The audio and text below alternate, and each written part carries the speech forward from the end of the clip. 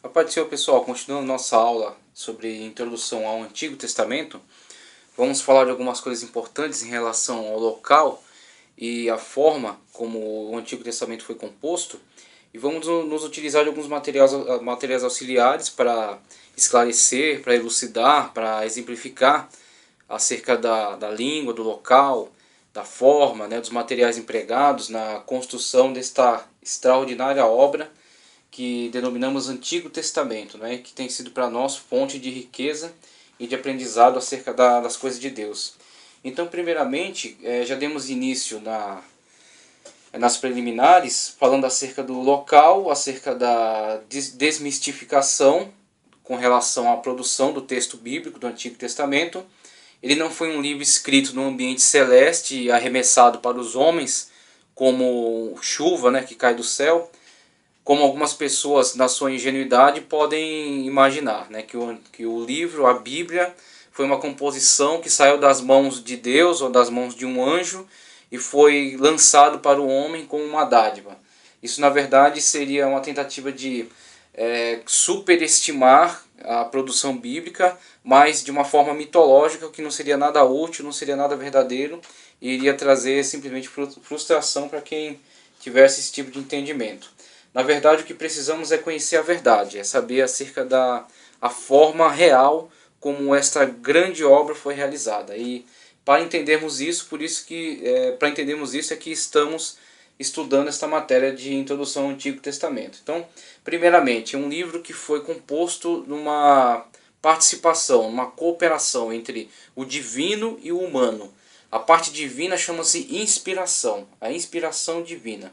E essa inspiração divina é perceptível quando observamos o todo bíblico e vemos a sua harmonia. Essa harmonia seria impossível sem uma orientação divina com relação aos autores e às suas épocas, e mesmo tendo diferenças sociais, diferenças de época, diferenças de cultura, de línguas até, mesmo com todas essas questões heterogêneas, a Bíblia é um todo harmônico. E também com relação às profecias que, se deixadas a uma capacidade puramente humana, seria inconcebível a realização desses feitos.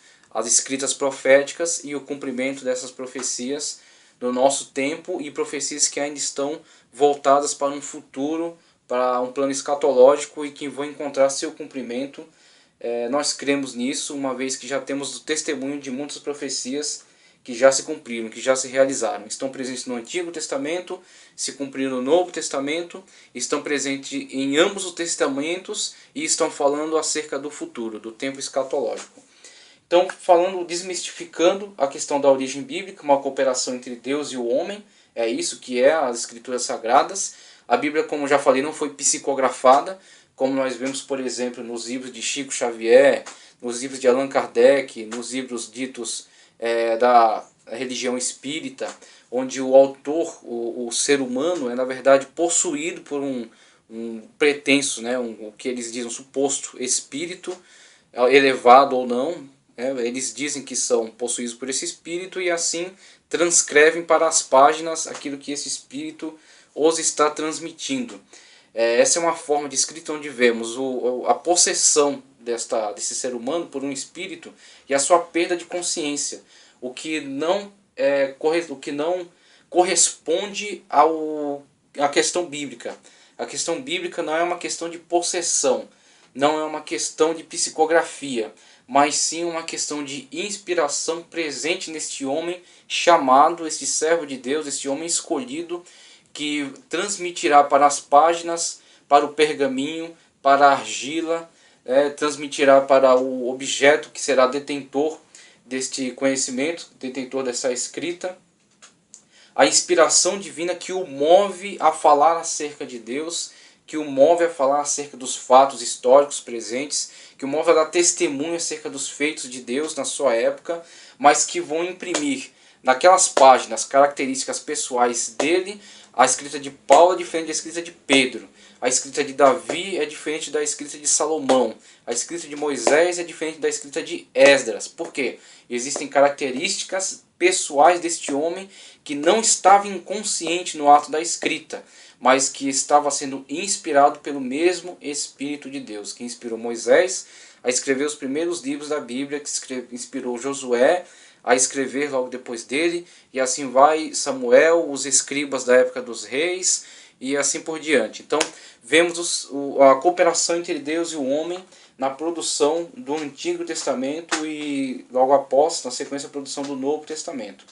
Então, quando abordamos essa questão dos escritos, temos que situá-los. E a região em que estão situando este grande feito, esta realização de Deus pelo homem, é exatamente esta região denominada Oriente Médio, o que podemos hoje localizar no mapa Israel, aqui Egito, onde foi produzido também parte, né, desse material escrito.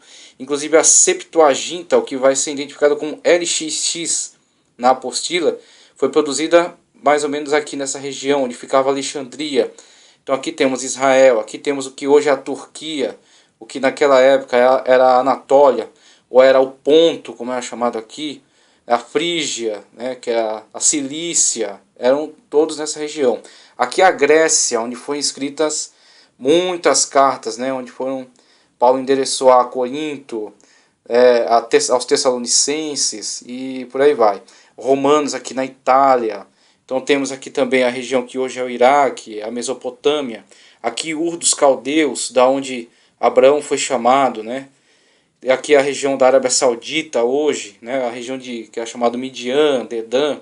Então todas as regiões onde estão localizados o contexto bíblico, onde aconteceram os fatos bíblicos, onde foram registrados, onde foram escritos os livros. Então, inclusive aqui, que é o Sinai, que é o Monte Sinai, onde foram entregues as tábuas da lei, onde foram entregues os 10 mandamentos. Então toda essa região é uma região que concentra, que localiza os fatos descritos nas Sagradas Escrituras. Então algumas regiões extrapolam um pouco, acabam saindo um pouco do mapa, como por exemplo nas viagens paulinas, né? Mas a grande maioria dos fatos bíblicos narrados estão presentes nessas regiões. Então, quando ele fala aqui, nascida no Oriente, revestida de linguagem e simbolismo e das formas de pensar tipicamente orientais, referindo-se a esta região que acabo de mencionar. Não obstante, uma mensagem para a humanidade toda, é isso que temos que observar nas características da Bíblia Sagrada. A Bíblia Sagrada não é um livro para um povo. A Bíblia Sagrada não é um livro para um homem, como por exemplo o Alcorão foi pretensamente revelado pelo anjo Gabriel a Maomé. Então a revelação está detida, está vinculada a um personagem angelical, um personagem sobrenatural, que transmite revelação a um homem individualmente e que registra essa revelação e transmite. Então quer dizer, estamos vinculados àquilo que este homem individualmente recebeu e nos transmitiu com relação ao Corão. Agora, com relação à Bíblia, vemos é uma revelação ao longo da história que envolve diversos personagens e que fala, que vincula a sua narrativa a fatos históricos que podem ser arqueologicamente comprovados e mostram hoje a fidedignidade desses narradores, desses escritores em relação ao que estava acontecendo à sua volta. Então vemos aí uma grande seriedade, um grande compromisso de Deus e dessas pessoas que estão envolvidas na conjuntura do texto bíblico, do Antigo Testamento. Então não é um livro para um povo só, não é um livro para um homem só, é um livro que trata da humanidade no contexto geral. Depois ele focaliza um povo, não porque este povo seja o único povo por quem Deus se importa, mas sim porque Deus escolheu o povo de Israel para ser o transmissor dessa verdade à humanidade. Inclusive Deus escolhe, vamos dizer assim, uma forma de dizer, apenas o menor dos povos, porque na época em que Abraão é chamado, por exemplo, havia a grande sociedade aqui dos caldeus, dos sumérios, e Egito já era uma potência extraordinária, havia os hititas aqui nesta região, mas Deus escolhe um homem, chama ele Este homem anda pela fé, depois os descendentes dele, Isaac, Jacó, os 12 patriarcas, eles descem para o Egito, depois há a libertação desse povo, e esse povo de forma alguma era um povo poderoso, de forma alguma um povo extremamente numérico, era um dos menores povos da história. Mas este povo foi chamado por Deus e foi escolhido por Deus para ser o testemunho do poder de Deus, e não o poder deles mesmos. Então o poder de Israel era o seu Deus, o Deus que estava no meio deles. E enquanto Israel estivesse fiel à aliança, Deus ia mostrar o seu poder através de Israel, e todas as nações poderiam testemunhar quem é o verdadeiro Deus. Inclusive, as 10 pragas lançadas sobre o Egito, elas exatamente contraditavam a verdade contraditavam as falsidades apregoadas pelos sacerdotes egípcios em relação aos seus deuses, e afirmava claramente, patenteava diante deles quem era o Deus verdadeiro. O Deus que estava libertando aquele povo que estava escravizado debaixo da potência egípcia, que era uma grande nação da época. Então vemos essa verdade revelada através das Escrituras, que Deus escolheu um povo, mas através desse povo fez uma revelação geral, uma revelação total. Deus escolheu uma região, mas por que escolheu essa região? Porque nesta região estava concentrada toda a cultura da época. Então os demais povos ainda não tinham um desenvolvimento técnico, um desenvolvimento cultural tão avançado ainda. Tinha alguns desenvolvimentos, por certo, tinha algum grau de cultura, com certeza. Mas através destes povos, a difusão da revelação bíblica deu-se de forma muito mais ampla, de forma muito mais abrangente. Então Deus tinha um plano geral, tinha um plano universal sim, e a forma desse plano universal se realizar, via concretizar-se na humanidade, era por meio deste povo, nesta região, deste modo. Escolhendo essa região, este povo de Israel, esta forma de revelação, para então ela se difundir para toda a humanidade. O Deus da Bíblia não é um Deus egoísta e arbitrário, é um ser cheio de graça, amor e misericórdia, interessado pelo bem da humanidade, pois é assim que ele se fez conhecido na Bíblia. Do sul da Mesopotâmia, ele chamou um homem por nome Abraão, Ur dos Caldeus, nesta região aqui. Então, são características da revelação bíblica e da magnitude desta obra. Por exemplo, aqui as perguntas interessantes a se fazer em relação à revelação bíblica, podemos dizer aqui, para entendermos a origem e o desenvolvimento da Bíblia, precisamos fazer algumas indagações que ela mesma responde. Por que ela surgiu? Para que ela existe? Quando foi escrita? Como foi escrita? Quem a escreveu? Entendendo que ela é uma coletânea de livros, pergunta-se quem selecionou os livros que a compõem e como foram reunidos num só volume, que hoje em dia chamamos Bíblia. Então, atendendo a estas indagações, é que estamos desenvolvendo aqui a nossa pesquisa, né, o nosso trabalho. Então, vamos responder essas indagações ao longo do nosso curso, ao longo daquilo que vamos aprender em relação ao Antigo Testamento. Sua necessidade. Interessado em salvar a humanidade, Deus providenciou a Bíblia, pois é por meio dela que o homem passa a ter conhecimento do interesse de Deus por ele. Aí referências bíblicas de Ezequiel 18:23, 33:11, João 3:16, 6:9 ao 40. Ela é necessária porque é através dela que Deus se fez conhecido aos homens. Essa é a chamada revelação especial de Deus. Então Deus tem, por exemplo, a revelação através da natureza, como Paulo vai declarar isso em Romanos, que toda a criação revela, fala acerca de Deus. Um salmo também vai dizer isso, que a criação louva a Deus, que um dia faz menção ao outro dia, e assim através desse movimento cósmico vemos a manifestação de um ser inteligente dentro dessa criação. Através dessa revelação básica, o homem pode voltar-se para o seu Criador, e vemos também Paulo em Romanos declarando isso, também reafirmando essa verdade que já estava presente em Salmos. Esta é uma revelação geral. Agora temos uma revelação especial presente nas páginas da Sagrada Escritura, onde Deus mostra a sua vontade para o homem de forma específica. O homem pode tomar conhecimento do plano de Deus e da vontade de Deus, daquilo que Deus exige do homem e daquilo que Deus faz pelo homem, o que ele pode fazer pelo homem. Então temos a revelação especial presente nas Sagradas Escrituras. Agora, continuando aqui, vemos de forma muito interessante ele fala acerca dos homens que foram escolhidos. Aqui no próximo parágrafo, Deus providenciou uma revelação especial ao longo da história do povo eleito. Vemos que toda a revelação bíblica está muito ligada ao contexto histórico. A Bíblia não é uma lenda, não é um mito. A Bíblia não foi revelada num quarto escuro a uma pessoa específica e somente através dela tivemos conhecimento, de forma alguma. A Bíblia está se relacionando com a história da humanidade. Ela está vinculada aos fatos. Então o que acontece? Com a revelação bíblica e com a escolha, né, a convocação de diversos homens ao longo da história, participando, interagindo com esta revelação, vamos ter o conjunto, toda a conjuntura da revelação em livros diferentes, em formas literais diferentes, em linguagens diferentes, em épocas diferentes. E com toda essa conjuntura de revelação, esse material produzido, ele vai constituir aquilo que chama-se cânon. Inclusive a palavra cânon, de origem grega, ela significa vara de medir. Vara de medir. Isso que é um cânon. Então o que acontece?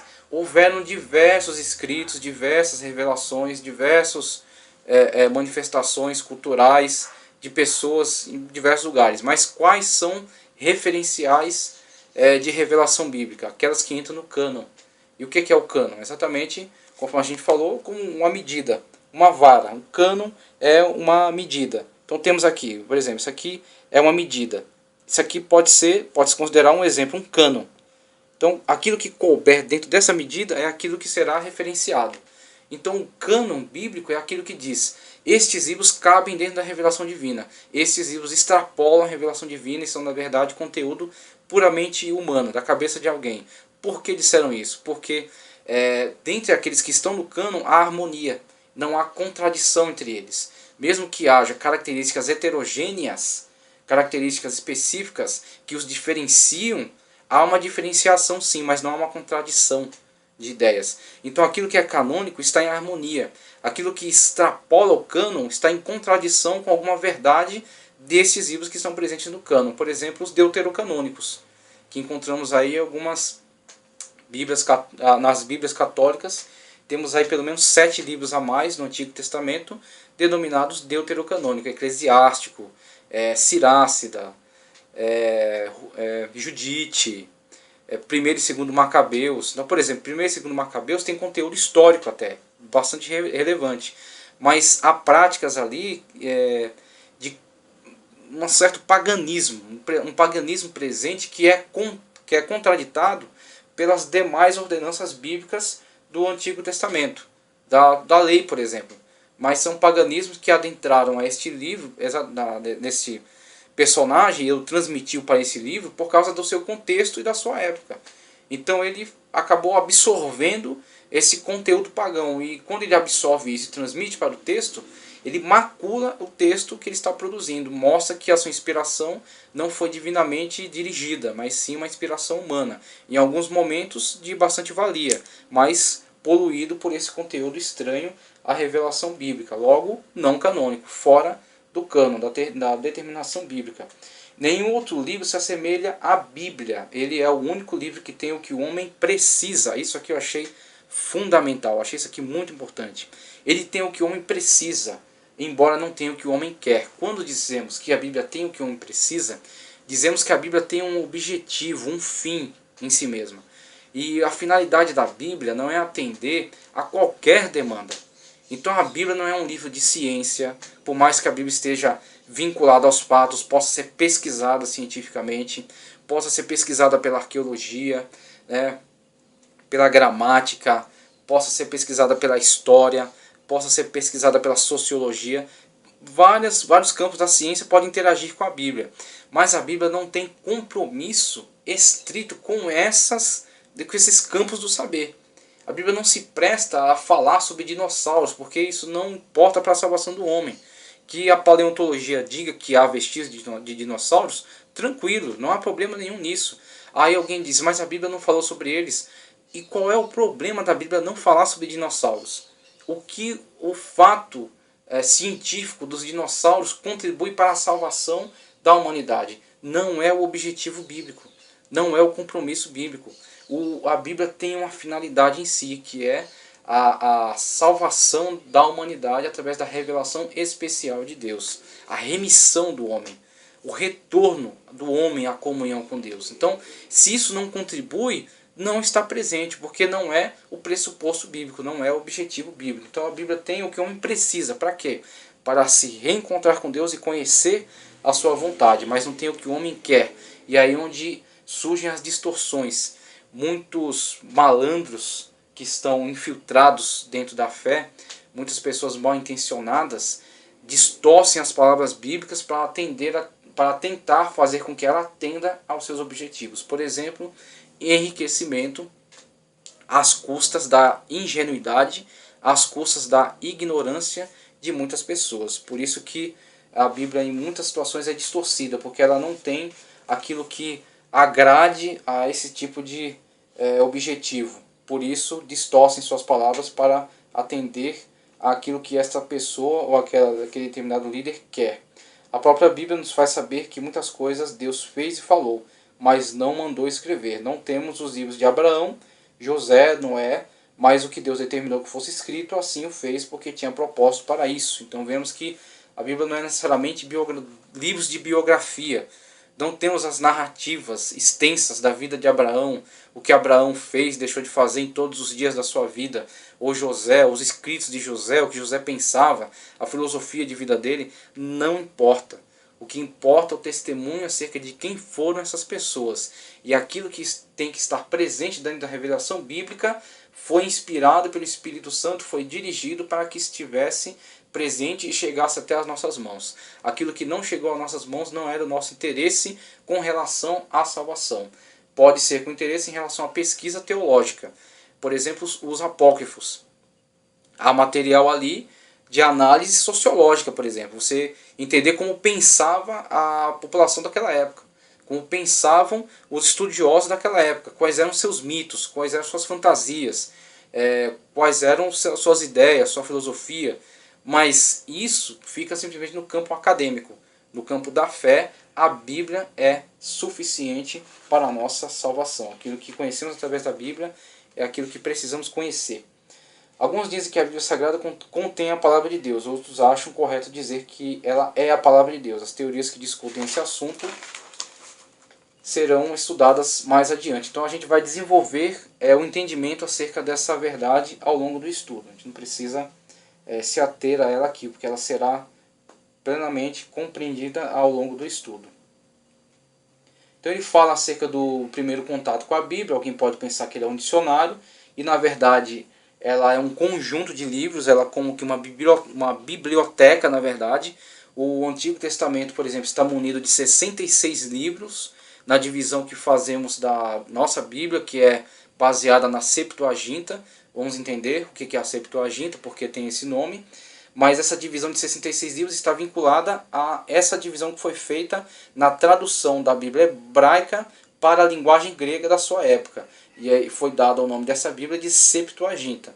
E os livros nela foram divididos, somando 66, mais alguns deuterocanônicos que foram inseridos, mas sem relação com o cânon. Então havia o cânon e havia um acréscimo. E esse era bem distinguido em relação a isso. Que esses livros são os canônicos, 66. Esses são deuterocanônicos, são acréscimos. Não tem revelação divina neles, mesmo que tenha conhecimentos úteis, mas não revelação divina. Então isso já estava definido desde esta época.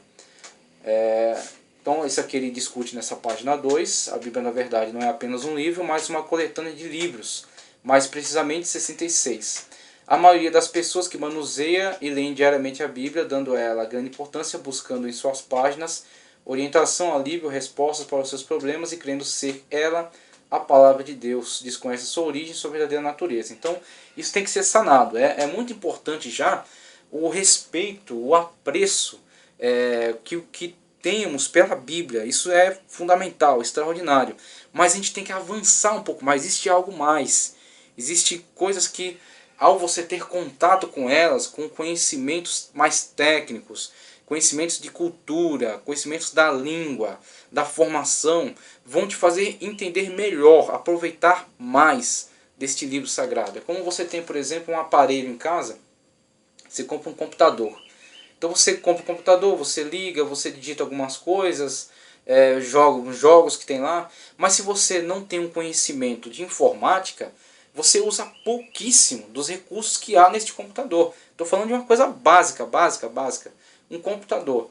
Se você faz um curso de informática, você usa quase que todos os recursos que tem ali, porque mesmo com um curso, dependendo do curso, você nem consegue conhecer todos os recursos colocados ali pelo aqueles que trabalham com a ciência, né, com a engenharia da internet, né, da informática.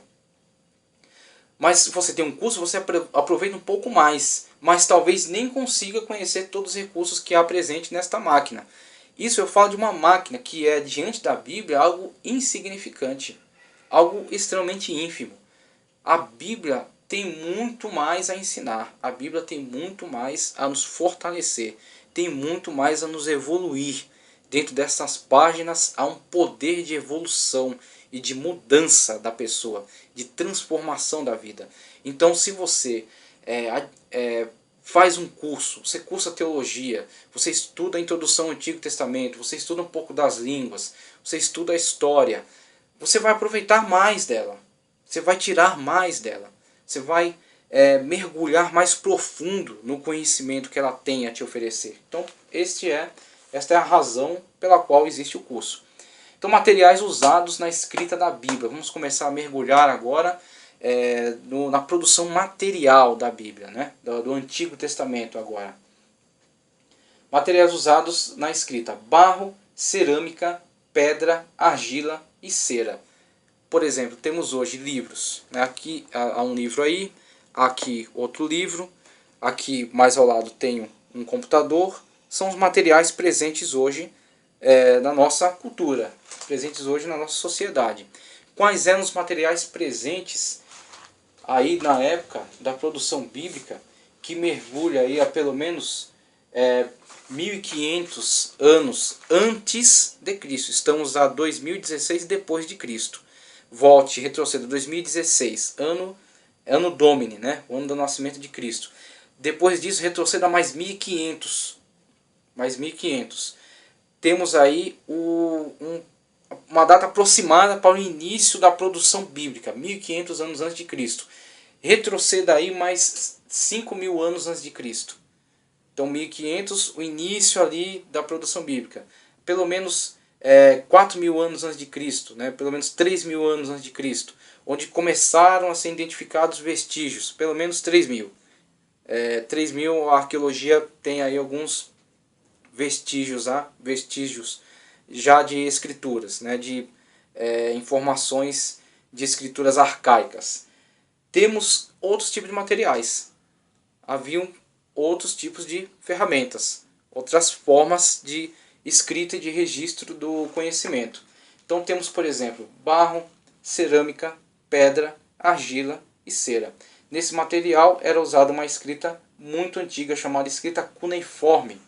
Foi muito usada nos tempos antigos, pelas antigas civilizações, por Moisés e pelos profetas do Antigo Testamento. Então, temos aí, por exemplo, a escrita hieróglifa, presente no Egito, que é uma escrita principalmente representativa por desenhos. Então, cada desenho era um hierograma.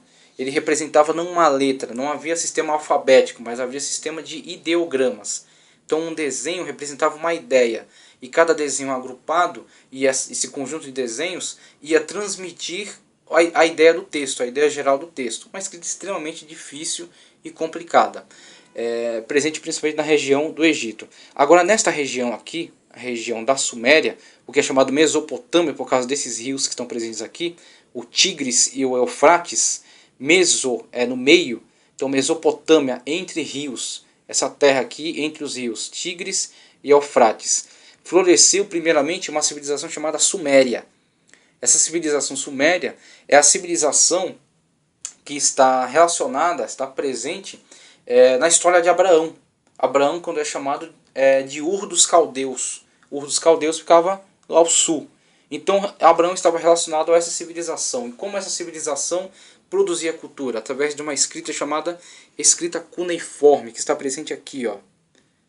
Esse aqui, por exemplo, um tablete de argila é típico daqueles usados para escrever nos tempos antigos. Ele contém parte das crônicas babilônicas, cobrindo a queda de Nínive. Então, através desta forma de escrita, é chamada cuneiforme por causa da forma de cunha que ela tem. Então, são pequenas escritas em forma de cunha que eram feitas com cinzel, feita com esse tipo de instrumento, gravadas em barro. Então, esta era a forma que os antigos adotavam para a escrita cuneiforme. Aqui temos um exemplo. Aqui, a pessoa com um tablete de barro na mão, gravando esses símbolos em forma de cunha.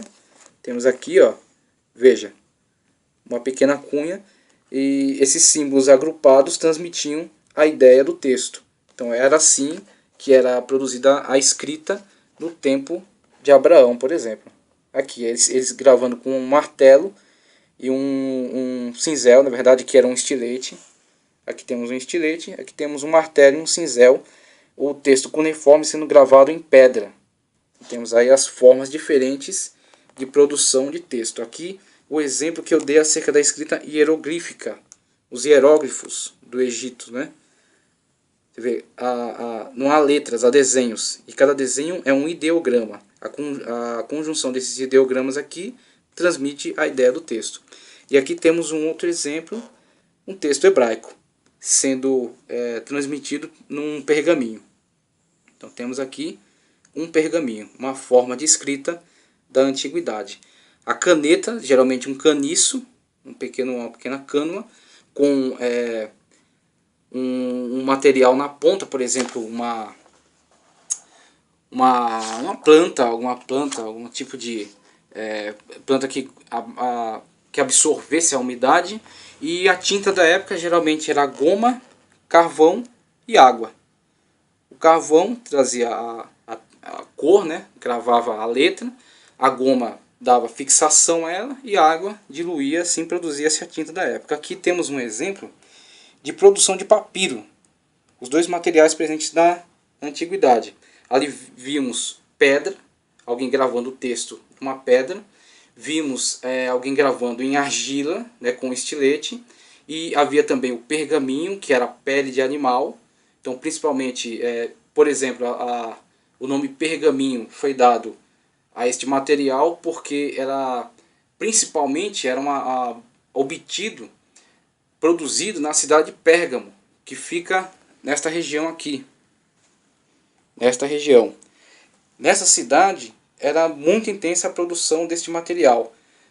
Por essa cidade ser tão voltada para a produção desse material, ser obtido em grande, larga escala nessa cidade, ser uma cidade muito vinculada a isso, a história, historicamente, passou esse material a levar o nome da cidade.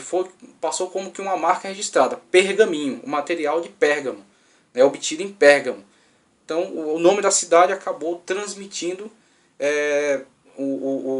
dando título, né, dando nome a esse material, pergaminho relacionado a Pérgamo. Agora o papiro relacionado a este material aqui. Essas plantas, essas cânulas que cresciam, por exemplo, bastante na margem do Mar Vermelho. Uma região onde tinham bastante deste material. Então aqui um exemplo de produção de papiro. A obtenção aqui das cânulas, né? Retira-se a casca, o que interessa é o material de dentro. Esse material aqui.